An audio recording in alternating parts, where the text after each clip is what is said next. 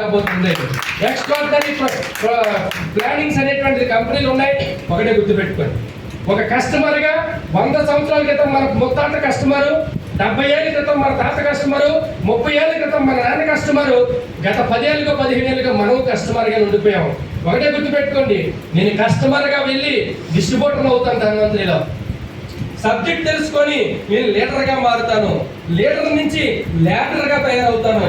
తర్వాత ధన్వంతరిలో ఒక డైమండ్ లాంటి పొజిషన్ చేసుకుంటాను. నాకు నెలకు ఒక 50,000 లక్ష రూపాయలు నా ఆర్థిక స్థితిగతులు, ఆర్థిక మనుగడను సాధించడానికి నాకు ఇది ఉపయోగపడుతుందని మీరు భావించిన రోజున చరిత్రలో మీ సక్సెస్ ని ఎవడు ఆపలేడండి. కేవలం ఒక రైతు కడుపును పుట్టి డివివి రమణ సార్ ద్వారా ఈ ఆర్గనైజేషన్ లోకి వచ్చిన రోజున నేను ఇందాక చెప్పాను, అప్పుల్లో కూరుకుపోయి వచ్చినటువంటి వాడిని ఈరోజు ఓపికతో నా సీనియర్ చెప్పింది నాకు వేదం. ఎంతో మంది నన్ను డైవర్ట్ చేయాలని చూశారు, రకరకాల ఆఫర్లు ఇచ్చారు, రకరకాల కంపెనీలకు పట్టుకుపోదామని చూశారు.